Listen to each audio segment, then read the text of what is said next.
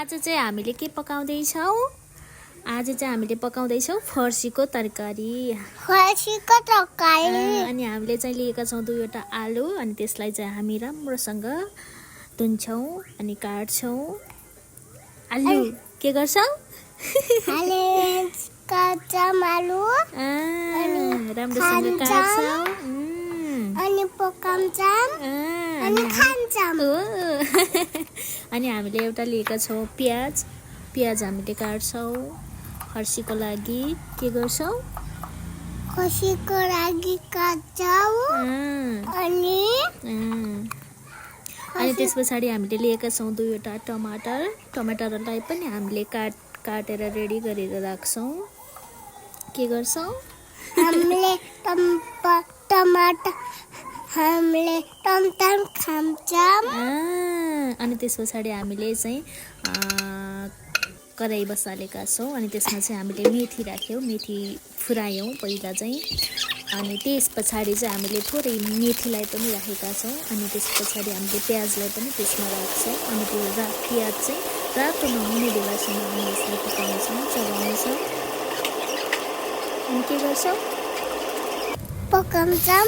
अनि त्यस पछाडि हामीले चाहिँ आलुलाई राखेका छौँ।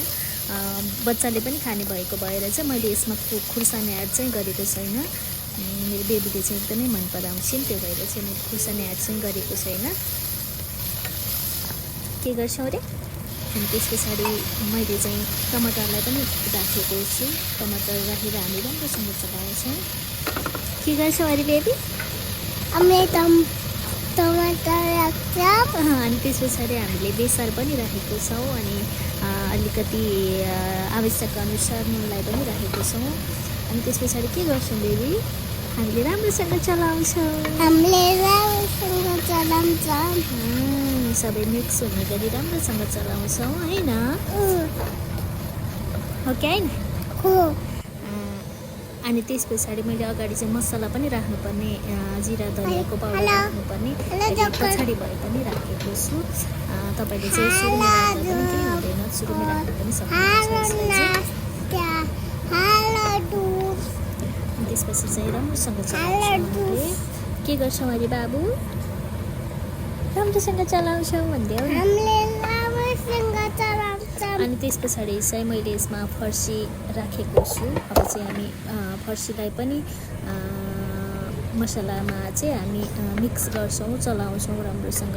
चारैतिर फैलिने गरी हामी यसलाई चलाउँछौँ।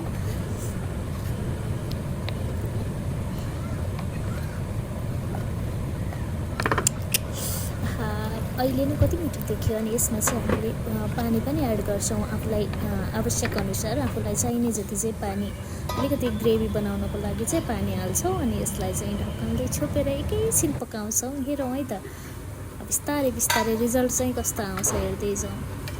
आहा कति मिठो बन्यो नि बेबी? टेस्टी बन्यो नि? कस्तो यो चाहिँ राम्रोसँग पाकेको छ। नगर न, एकदमै मिठो देखेको छ। तपाईँहरू पनि आउनुहोला खान। अनि लास्टमा चाहिँ हामी हाल्छौँ हरियो धनियाँ।